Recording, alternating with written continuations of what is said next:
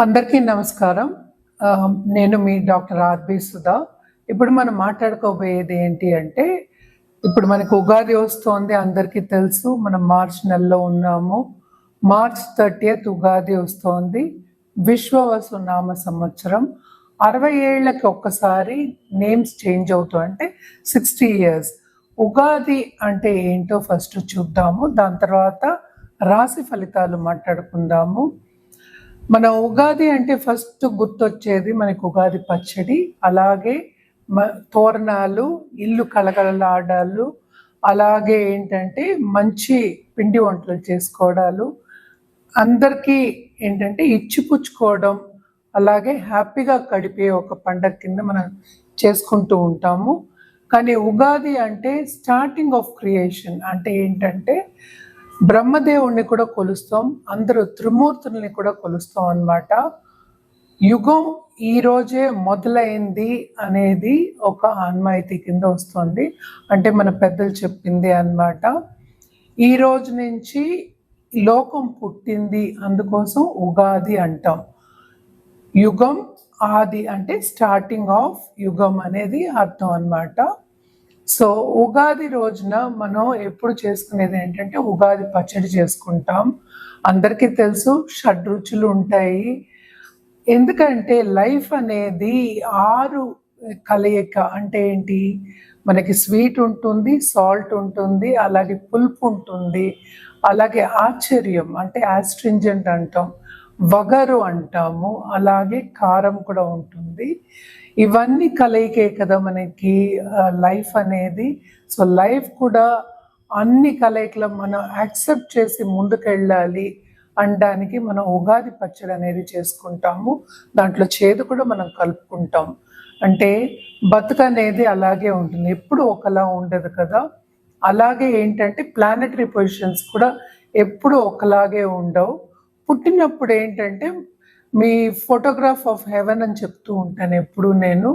So పుట్టినప్పుడు మీ జాతకం చూసి పరిశీలించి మనమేమో చెప్పడం అనేది జరుగుతుంది. జాతక రీత్యా ఏం రెమెడియల్ మెషర్స్ చేసుకోవాలి, ఏం చేసుకోవాలి అనేది చెప్పడం అనేది జరుగుతుంది. కానీ ఉగాది అనేప్పటికీ ఎప్పటికైనా గుర్తొచ్చేది ఏంటంటే మంచి ముగ్గులు వేసుకోవడం, పచ్చ తోరణాలు, అలాగే ఏంటంటే మంచి పిండి వంటలు, నేను ఇందాక అన్నట్టు పిండి వంటలు, అలాగే పంచాంగ శ్రవణాలు, అలాగే ఏంటంటే మనకు నవనాయకులు ఈ సంవత్సరం అంతా ఎట్లా ఉంటుంది అని చెప్పుకోవడం. అండ్ ఆల్సో ఏంటంటే ఈసారి ఎప్పటికైనా సరే మనకి వచ్చేది ఏంటంటే చైత్ర శుద్ధ పాడ్యమి రోజు వస్తుందన్నమాట. అండ్ ఆల్సో మనం ముందే మాట్లాడుకున్నాము, మీనరాశిలో మనకి 6 ప్లానెట్స్ కలయిక అనేది ఉంటుంది. అలాగే ఏంటంటే మార్చ్ 29 మనకి ఎక్లిప్స్ కూడా, గ్రహణం కూడా ఉందన్నమాట. అన్నీ అయిపోయి మనకి ముందుకు సాగడం అనేది జరుగుతుందన్నమాట. సో ఈ ఉగాది విశ్వవసునామ సంవత్సరం. లాస్ట్ ఇయర్ ఏంటంటే క్రోధినామ సంవత్సరం. అందరూ ఆ పేరు కూడా చాలామంది ఆందోళన భయపడ్డారు అనమాట. సో అలాంటివన్నీ ఏం లేవు, ఇవి ఒక్క పేర్లే అనమాట. ఎవరి జాతక రీత్యా చెప్పడం అనేది జరుగుతుంది. సో ఎప్పుడైనా మనం ఏది మాట్లాడుకున్నా అంటే రాశి ఫలితాలు మాట్లాడుకున్నా ఎప్పటికైనా మనం ప్లానెటరీ పొజిషన్స్ అనేవి చూస్తాం. అంటే ఎక్కడెక్కడ ఏ గ్రహాలు ఉన్నాయని చూసి దాన్ని బట్టి మనం ప్రెడిక్షన్స్ ఇవ్వడం అనేది జరుగుతుంది. అంటే ఏంటి, మనకి తెలుసు, అందరికీ తెలుసు 9 ప్లానెట్స్ ఉన్నాయి, అలాగే 12 రాశులు ఉన్నాయి. మనం 12 భావాల కింద కూడా తీసుకుంటాము. రాశి అనేది ఏంటంటే మనకి చంద్రుడు ఏ ఇంట్లో ఉంటే రాశి కింద పరిగణిస్తాము. రాశి వారీగానే మనం ప్రెడిక్షన్స్ ఇవ్వగలం అన్నమాట. అందరి జాతకాలు చెప్పాలి అంటే కోట్ల మంది ఉన్నారు. అందరి జాతకాలు మనం టీవీలో కానీ జనరల్గా కానీ చెప్పలేము. ఎవరి జాతకం వాళ్ళని పరిశీలించుకుంటే అప్పుడు కరెక్ట్గా చెప్పడం, సొల్యూషన్ ఇవ్వడం అనేది జరుగుతుందన్నమాట. బట్ జనరల్గా ఇప్పుడు ప్లానెటరీ పొజిషన్స్ ఎలా ఉన్నాయో చూద్దాము. నేను ఇందాక చెప్పినట్టు ఉగాది, అందరు ప్రేక్షకులకి ఉగాది శుభాకాంక్షలు. ఉగాది రోజు ఎప్పుడంటే మార్చ్ 30th అయిందనమాట. అండ్ ఆల్సో మనకి ఎక్కడెక్కడ ప్లానటరీ పొజిషన్స్ ఉన్నాయో ఇప్పుడు చెప్తాను, గమనించుకోండి. 5 ప్లానెట్స్ ఏంటంటే మనకి ఈరోజు మనకి మీనరాశిలో ఉన్నాయన్నమాట. అంటే శని ఏమో మార్చ్ 29th మూవ్ అవుతున్నారు. అండ్ ఏమో రాహు ఏమో మనకి ఏంటంటే ఇక్కడే మీనరాశిలో ఉన్నారు. అండ్ ఆల్సో మనకి బుధుడుగా, అలాగే శుక్రుడు, అలాగే ఏంటంటే సూర్యుడు కూడా మనకి మీనరాశిలోనే ఉన్నారు. ఒక్క నిమిషం, రిపీట్ మీనరాశిలోనే ఉన్నారు. అలాగే ఏంటంటే మనకి కేతు ఏమో మనకి కన్యా రాశిలో ఉన్నారు. అలాగే మనకి కుజుడేమో మనకి ప్రస్తుతం మిథునంలో ఉన్నారు. జూపిటర్ అన్నిటికన్నా ఏంటంటే బెనిఫిట్ గ్రహం, అంటే మంచి చేసే గ్రహం, శుభగ్రహం మనకేమో మనకి వృషభంలో ఉన్నారనమాట. వృషభం నుంచి మనకి మిథునానికి మే 14th వెళ్తున్నారు. అలాగే రాహు కేతువులు మూమెంట్ కూడా మనకి మే 18th ఉంది. ఎక్కడికి వెళ్తున్నారు? కుంభంలో మనకి రాహు, అలాగే సింహానికేమో కేతు వెళ్తున్నారు. అలాగే మనం చూసాము అంటే మనకి జూపిటర్ కూడా ఈ సంవత్సరం అంతా మిథునంలో మళ్ళా కర్కాటకంలో సంచరిస్తున్నారు అనమాట. అండ్ ఆల్సో ఏంటంటే మనకి మార్స్ అంటే కుజుడు అన్నిటికన్నా ఏంటంటే మనకి ఇంటర్పర్సనల్ రిలేషన్షిప్స్కి మనం ఎప్పుడైనా కుజగ్రహాన్ని చూసుకుంటాం, కుజ అనుగ్రహం ఉండాలని చూసుకుంటూ ఉంటాం, ఎస్పెషలీ దాంపత్య జీవితంకి, అలాగే మాంగళ్య బలానికి. సో ఆయన ఏంటంటే జూన్ 7th మనకి సింహానికి వస్తున్నారనమాట. సో చాలా మందికి ఏంటంటే ఇప్పుడు ఏల్నాడ్స్ అని అనేది భయం చాలా మందికి ఉంటుంది. ఈ ఎవరెవరికి ఏల్నాడ్స్ అని ఉందో చూద్దాము. మనకి మకరం వాళ్ళకి ఏల్నాడ్స్ అని అనేది తొలగిపోతుంది పూర్తిగాను. ఎందుకంటే మీనానికి మార్చ్ 29th వెళ్తున్నారు అనమాట. అలాగే మీనంలోనే మనకి 2 ఎక్లిప్సెస్ కూడా ఉన్నాయి మార్చ్లో. అవన్నీ అయిపోయిన తర్వాతే మనకి ఉగాది అనేది వస్తోంది, అంటే మనకి కొత్త సంవత్సరం వస్తోంది. సో అందరూ కూడా ఏంటంటే హ్యాపీగా ఉండే ఒక తరుణం అని చెప్పుకోవచ్చు అనమాట. సో ఇప్పుడు ఏల్నాడ్స్ అనేమో మనకి మేషరాశి వాళ్ళకి మొదలవుతోంది, మీన రాశి వాళ్ళకి ఏంటంటే 2వ ఘట్టంలో ఉంది, కుంభరాశి వాళ్ళకి ఏంటంటే లాస్ట్ ఘట్టంలో ఉందన్నమాట.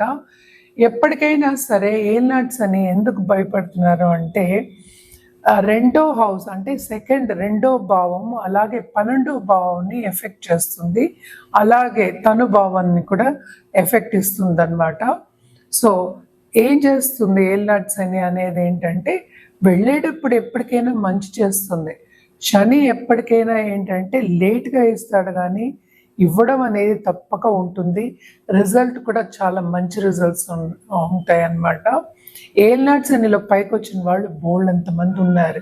ఏదైనా సరే వ్యక్తిగత జాతకం మీదే ఆధారపడి ఉంటుందన్నమాట. మనం మాట్లాడుకునేది ఏంటి, మనకి ఇప్పుడు శుక్రుడు కానీ బుధుడు కానీ ఏంటంటే రిట్రోగ్రేషన్లో ఉన్నారు, అలాగే కొంత కంబషన్లో ఉన్నారు స్టార్టింగ్ ఆఫ్ దిస్ ఇయర్. అలాగే ఏంటంటే శుక్రుడు ఉచ్చ స్థితిలో ఉన్నారు, మనకి బుధుడేమో నీచిపడి ఉన్నారు అన్నమాట. సో ఇది ప్రస్తుత ప్లానెటరీ పొజిషన్స్ ఈ సంవత్సరం మొదట్లో స్టార్టింగ్ ఆఫ్ దిస్ ఉగాది అన్నమాట. ఈ సంవత్సరం నేను చెప్పినట్టు విశ్వవసునామ సంవత్సరం, తప్పక అందరికీ బాగుండాలని కోరుకుందాము. రెమెడియల్ మెషర్స్ కింద అంటే పరిహారాల విషయానికి వస్తే కనుక జనరల్ పరిహారాలు ఎప్పుడు మనం చెప్తూ ఉంటాము. జనరల్ పరిహారాలు ఏంటంటే అందరూ నవగ్రహ స్తోత్రాలు, అలాగే నవగ్రహ హోమాలు, కొంతమందికి ఏంటంటే లక్ష్మీ గణపతి హోమాలు కూడా మనం చెప్తూ ఉంటాము. మోస్ట్ ఇంపార్టెంట్ ఏంటంటే రాహు కేతు కూడా మూవ్ అవుతున్నారు, మేలో మూవ్ అవుతున్నారు, నేను ఆల్రెడీ చెప్పున్నాను. ఈ మూమెంట్ కూడా కొంచెం డిఫికల్ట్ మూమెంట్ కనుక తప్పక రాహు కేతు పూజలు చేయడం చాలా మంచిది. అంటే శాంతి పూజలు నేను చెప్పేది. తప్పక ఇవన్నీ చేసుకుంటే మీకు ఇంకా బాగుంటుంది. ఎవరైనా నిత్యం పూజ చేస్తున్నారు అంటే ప్లీజ్ కంటిన్యూ, అంటే అదే చేస్తూ ఉండండి. దానికి అడిషన్గా ఇవన్నీ చేసుకోవచ్చు. మనం ఎప్పుడు మాట్లాడుకున్నట్టు మనకి తెలుసు 12 రాసులు ఉన్నాయి. సో రాశి ఫలితాలు ఈ ఉగాది నుంచి నెక్స్ట్ ఉగాది కూడా మనకి మార్చ్ 2026లోనే వస్తోందన్నమాట. సో ఈ సంవత్సరం అందరికీ ఎలా ఉండబోతోంది, ఏ రాశి వారికి ఎలా ఉండబోతోంది, ఏ పరిహారాలు చేయాలి, ఎప్పుడు చేయాలి అనేది చూద్దాము. ఎందుకంటే జూపిటర్ మూమెంట్ ఉంది, శని మూమెంట్ ఉంది, అలాగే రాహుకేతులు అంటే మేజర్ ప్లానెట్స్ ఇవన్నీ. మిగతావన్నీ ఏంటంటే 40 రోజులకి 30 రోజులకి మారుతూ ఉంటాయి. సన్ మనకి తెలుసు 30 రోజులకు ఒకసారి మారుతూ ఉంటారు. అండ్ ఆల్సో మనకి మూన్ అంటే చంద్రుడేమో 2 రోజులకు ఒకసారి మారుతూ ఉంటారు. అలాగే ఏంటంటే మనకి కుజుడు కానీ లేకపోతే బుధుడు కానీ లేకపోతే శుక్రుడు కానీ 30 రోజుల నుంచి 45 రోజులు. కొన్నిసార్లు ఏంటంటే రిట్రోగ్రేషన్ అంటే నీచిపడడం, అలాగే రిట్రోగ్రేషన్ అవ్వడం, మళ్ళీ డైరెక్ట్ అవ్వడం, ఇవన్నీ ఉంటూ ఉంటాయి అన్నమాట. సో జనరల్గా ప్రెడిక్షన్స్ అనేవి మనం చెప్తున్నాము. ఎవరికైనా వ్యక్తిగత జాతకం చూపించుకోవాలి అంటే తప్పక కింద స్క్రోల్ అయ్యే నంబర్కి సంప్రదిస్తే కనుక అన్ని వివరాలు చెప్పడం అనేది జరుగుతుంది. ఎందుకని ఇది చెప్తున్నాము అంటే వ్యక్తిగత జాతకం మీదే రెమెడియల్ మెషర్స్ అనేవి ఆధారపడి ఉంటాయి. ఎందుకంటే మీ జాతక రీత్యా ఇవ్వడం అనేది ఏంటంటే కరెక్ట్గా మీకు పైకొచ్చే ఛాన్సెస్ ఎప్పుడు ఏమవుతుంది, ఏ టైంలో ఎలా ఉంటుందో చెప్పడం అనేది జరుగుతుంది. ఇవన్నీ జనరల్ ప్రెడిక్షన్స్ అండ్ ఆల్సో మనం రాశి వారిగానే చెప్తున్నాం అన్నమాట. సో రాశి వారిగా చెప్పినప్పుడు ఈ రాశిలోనే బోళ్ళంత మంది అంటే కోట్ల మంది ఉంటూ ఉంటారు. అందరికీ ఒకలాగా అవ్వదు కదా. సో వ్యక్తిగత జాతకం మీద మనం ఎప్పుడైనా పరిశీలించి రెమెడియల్ మెషర్స్ కానీ లేకపోతే మనం ఒక జాతిరత్నం వేసుకున్నా కానీ అది ఇంకా బాగా పనిచేస్తుంది. ఎందుకంటే ఎవరికైనా సరే పైకెళ్ళాలనే ఉంటుంది కదా, ఎవరు కింద పడాలి అనుకోరు కదా. కింద పడినా లేచే శక్తి ఉండాలని అనుకుంటారు. తప్పక ఈ ప్లానెటరీ పొజిషన్స్ అన్నీ మనం చూసుకున్నాము అంటే ఎందుకు ఇవన్నీ చూసుకుంటున్నాము, ఎందుకంటే ప్లానెటరీ ఎనర్జీస్ అనేది మనని ఇన్ఫ్లుయెన్స్ చేస్తాయి అన్నమాట. తప్పక ఏ ప్లానెట్కి ఎలా చేయాలి అంటే ఏ పరిహారం చేయాలి, ఎలా జాతక రీత్యా బ్యాలెన్స్ చేయాలి అనేది చెప్పడం అనేది జరుగుతుంది. సో తప్పక కింద స్క్రోల్ అయ్యే నంబర్కి కానీ ఈమెయిల్ ఐడి కానీ సంప్రదిస్తే అన్ని వివరాలు చెప్పడం అనేది జరుగుతుంది. మళ్ళీ చెప్పడం ఏంటంటే ఉగాది శుభాకాంక్షలు అందరు ప్రేక్షకులకి. ఈ ఉగాది చాలా బాగుంటుంది, అందరికి హ్యాపీగా ఉంటారని అనుకుంటూ సెలవు. ఇప్పుడు మనం మాట్లాడుకోబోయేది మీనరాశి వాళ్ళ గురించి. మీనరాశి వాళ్ళకి ఈ ఉగాది నుంచి వచ్చే ఉగాది వరకు ఎలా ఉందో చూద్దాము. మీనరాశి వాళ్ళకి అందరికీ తెలిసిన విషయమే, మనకి శని మూవ్ అవుతున్నారు మీనరాశికి. అలాగే మీనరాశిలోనే మనకి గ్రహణాలు కూడా వస్తున్నాయి. అండ్ ఆల్సో షష్టగ్రహ కూటమి, పంచగ్రహ కూటమి జరగబోతోంది. కొన్ని ఇబ్బందులు పడినప్పటికీ వీళ్ళకి కెరియర్లో మంచి గుర్తింపు అనేది వస్తుందన్నమాట. చాలా శ్రమ అందరికీ తెలిసిన విషయం. అంటే ఏంటి, ఏలినాటి శని అనే ప్రభావం అనేది చూపిస్తుంది కనుక సో చాలా శ్రమ అనేది చాలా అధికం ఉంటుంది. వీళ్ళు ఎక్కడ జాగ్రత్త తీసుకోవాలి అంటే తప్పక ఏంటంటే దాంపత్య జీవితంలో కానీ ఇంటర్పర్సనల్ రిలేషన్షిప్స్లో కానీ కొన్ని ఇబ్బందులు వచ్చే ఛాన్సెస్ ఎక్కువ కనిపిస్తున్నాయి అన్నమాట. సో అందులో జాగ్రత్తగా ఉండాలి. కోపతాపాలకి వెళ్లకుండా ఉండడం అనేది బెటరు. అలాగే రాహు మూవ్ అయిన తర్వాత వీళ్ళకి అంటే రాహు ఏమో 12వ ఇంటికి మూవ్ అవుతున్నారు, అంటే ఏంటి కుంభానికి మూవ్ అవుతున్నారు. ఆ టైం నుంచి వీళ్ళకి తప్పక ట్రావెలింగ్ అనేది ఉంటుంది. దూరపు దేశం వెళ్ళి సెటిల్ అయిన వాళ్ళకి చాలా బాగుంటుంది. తప్పక నిరుద్యోగులకి ఉద్యోగ అవకాశాలు వస్తాయి, కానీ వాళ్ళకి కావాల్సింది వస్తుంది అని మాత్రం చెప్పలేము. అంటే ఏంటంటే కొన్ని ఎదురుదెబ్బలు తగిలే ఛాన్సెస్ ఎక్కువ కనిపిస్తున్నాయి. అంటే అంత సక్సెస్ఫుల్ ఉండదు. అండ్ ఆల్సో మనం చూసాము అంటే తప్పక కోర్ట్ కేసెస్ అయ్యే ఛాన్సెస్ ఎక్కువ కనిపిస్తున్నాయి. ప్రాపర్టీ ఇష్యూస్ కూడా వచ్చే ఛాన్సెస్ ఎక్కువ కనిపిస్తున్నాయి అన్నమాట. దాంపత్య జీవితంలో ఎడబాటు అనేది మనకి కనిపిస్తోంది. సో పిల్లలతో కూడా అంత సన్నిహితం ఉండదు. అండ్ ఆల్సో ఏంటంటే ఇంట్లో ఉన్న పెద్దవాళ్ళ హెల్త్ కూడా సెన్సిటివ్ అయ్యే ఛాన్సెస్ ఎక్కువ కనిపిస్తున్నాయి అన్నమాట. తప్పక ఖర్చులనేవి విపరీతంగా ఉంటుంది. సో, ఖర్చుల సంగతి కూడా మీరు జాగ్రత్తగా చూసుకోవాల్సిందే. అండ్ ఆల్సో మనం చూసాము అంటే టూరిజంలో, ట్రావెల్ ఇండస్ట్రీలో ఉన్న వాళ్ళందరికీ చాలా బావుంటుంది. అంతా ఓపెన్ అవుతుంది. ఆపర్చునిటీస్ మాత్రం చాలా వస్తాయి. అందులో ఏంటి ఈ రాశికి అధిపతి గురువు మూవ్ అయినప్పుడు, ఎక్కడికి మూవ్ అయినప్పుడు, మిథునానికి మూవ్ అయినప్పుడు అంటే మేలో, సో, వీళ్ళకి చాలా బావుంటుంది. 2 ఒకే ఆల్మోస్ట్ సిమిలర్ టైంలో అవుతున్నాయి. రాహు మూవ్‌మెంటు, మనకి జూపిటర్ మూవ్‌మెంటు. సో, తప్పక వీళ్ళకేంటంటే స్టేటస్ లెవెల్ పెరిగే ఛాన్సెస్ ఉన్నాయి. ఎక్స్‌ట్రీమ్‌గా బాధ్యతలు ఎక్కువవుతాయన్నమాట. అండ్ ఆల్సో ఎస్పెషల్లీ ఇంటర్‌పర్సనల్ రిలేషన్‌షిప్‌లో మనకి సపోర్ట్ అనేది కొంచెం తక్కువుంటుంది. సో, తోబుట్టువులతో కూడా కొన్ని ప్రాబ్లమ్స్ వచ్చే ఛాన్సెస్ కనిపిస్తున్నాయన్నమాట. అండ్ కొత్తగా పెళ్ళి అయిన వాళ్ళకి గానీ, కొత్తగా దాంపత్య జీవితం స్టార్ట్ అయిన వాళ్ళకి గానీ తప్పక డిసగ్రీమెంట్స్ అనేవి ఎక్కువ ఉంటాయన్నమాట. దూరపు దేశంలో వెళ్ళి ఫారిన్‌లో సెటిల్ అవ్వాలి, చదువుకోవాలి అన్నవారు చాలా బావుంటుంది. ఎలాగో వాళ్ళు శ్రమ పడాలి. సో, శ్రమకి తగిన ఫలితం అనేది వీళ్ళకి ఎక్కువ కనిపిస్తుందనమాట అక్కడ. ఎందుకంటే అక్కడ ఎలాగో కష్టపడే ఒక యోగమే మనం చెప్తున్నాం. సేవింగ్స్ అనేది కొంచెం తక్కువవుతాయి. అంటే ఏంటి ఖర్చులనేవి చాలా ఎక్కువవుతాయన్నమాట. అలాగే హెల్త్ రీత్యా కూడా కొంతవరకు ప్రాబ్లమ్స్ వచ్చే ఛాన్సెస్ ఎక్కువ కనిపిస్తున్నాయన్నమాట.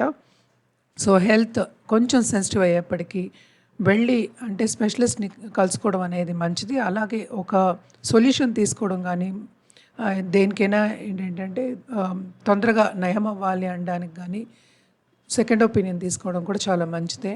సో, చాలా ఏళ్ల నుంచి పిల్లలు లేరు అనుకునే వాళ్ళందరికీ కూడాను కొంతవరకు అదే పరిస్థితి కొంతవరకు పాజిటివ్ అయినప్పటికీ ఎస్పెషల్లీ జూపిటర్ అయినప్పుడు ఆ సంవత్సరంలో పుట్టే ఛాన్సెస్ ఉన్నప్పటికీను ఏంటంటే మీకు అంత మంచి సూచనలు అనేవి కనిపియట్లేదు. ఎందుకంటే ఏదైనా లేట్ అయ్యే ఛాన్సెస్ ఎక్కువ కనిపిస్తున్నాయి అన్నమాట. కొత్త business start especially online business start చేసే ఒక యోగం కింద మనం చెప్పుకోవచ్చు ఈ సంవత్సరం అంతాను. సో, మిశ్రమ ఫలితాలు మీనరాశి వాళ్ళకి ఘోషిస్తున్నాయనే చెప్పాలన్నమాట. అండ్ ఆల్సో ఏంటంటే పరిహారాల విషయానికొస్తే కనుక తప్పక వీళ్ళు శని కాళ్ళు పట్టుకోవాలి. అలాగే ఏంటంటే గురు కాళ్ళు కూడా పట్టుకోవాల్సిన పరిస్థితి అన్నమాట. సో, నవగ్రహాలకి ఆల్రెడీ ముందే మనం అనుకున్నట్టు నవగ్రహాలకి ముందే నేను చెప్పినట్టు నవగ్రహ హోమాలు గానీ, నవగ్రహ స్తోత్రాలు గానీ చదువుకోవడం గానీ, వినడం గానీ చాలా మంచిది.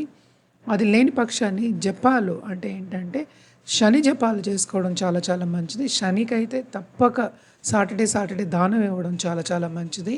అది కూడా 19 వారాలు 19 సాటర్డేస్ ఇవ్వడం ఇంకా మంచిదన్నమాట. ఎందుకంటే ఏలినాటి శని అనేది ప్రభావం చాలా ఎక్కువ చూపిస్తుంది. ఎందుకంటే అటు ఏంటంటే రెస్ట్ ఉండదు, అక్కడ సాటిస్ఫాక్షన్ ఉండదు. అంటే చేసే పనిలో డిస్సాటిస్ఫాక్షన్ కొంతవరకు ఎక్కువ అవుతుంది. అండ్ ఆల్సో ఏంటంటే పని చేయలేక ఎందుకంటే వాళ్ళకి శ్రమ అధికం, అలాగే బాధ్యతలు కూడా అధికం కనుక తప్పక శ్రమ పడడం అనేది ఎక్కువ ఉంటుంది. దాని మూలాన్ని యాంగ్జైటీ వస్తుంది. కొంతవరకు నీరసం వచ్చే ఛాన్సెస్ ఎక్కువ కనిపిస్తున్నాయి. వీళ్ళకి మోస్ట్ ఇంపార్టెంట్ సూచన ఏంటంటే ఎవరికీ అప్పులు ఇవ్వద్దు. అప్పులు ఇస్తే తిరిగి వచ్చే ఛాన్సెస్ చాలా తక్కువ ఉన్నాయన్నమాట. సో, ఇది మనం మాట్లాడుకునేది ఈ సంవత్సరం వరకే. అంటే ఏంటి ఈ ఉగాది నుంచి వచ్చే ఉగాది వరకే. తప్పక వీళ్ళకి జాతక రీత్యా మనం పరిహారాలు చెప్పాలంటే ఎవరైనా సరే వ్యక్తిగత జాతకం పరిశీలించుకుంటే కనుక తప్పక ఇంకా బాగుంటుంది. దానికి తగిన మనం ఒక సొల్యూషన్ ఇవ్వడం అనేది జరుగుతుంది. అలాగే ఏంటంటే ఒక జాతిరత్నం కూడా ఇఫ్ ఇట్ ఈస్ వారంటెడ్ అంటే జాతక రీత్యా ఇవ్వడం అనేది జరుగుతుంది. తప్పక కింద స్క్రోల్ అయ్యే నంబర్కి అలాగే ఈమెయిల్ ఐడికి సంప్రదిస్తే అన్ని వివరాలు చెప్పడం జరుగుతుందన్నమాట. సో, తప్పక ఇదంతా ఏంటంటే లాంగ్ టర్మ్‌గా మీకు ఒక సొల్యూషన్ కావాలి అంటే సంప్రదించొచ్చు. ఇప్పుడు మనం మాట్లాడుకునే దాంట్లో కూడా భయపడవలసిన అవసరం ఏమీ లేదు. ఎందుకంటే ఇది ఒక 1 ఇయర్ వరకే. సో, తప్పక మిశ్రమ ఫలితాలు అని చెప్తున్నాం కనుక కొన్ని దాంట్లో జాగ్రత్త వహించడం మంచిదే.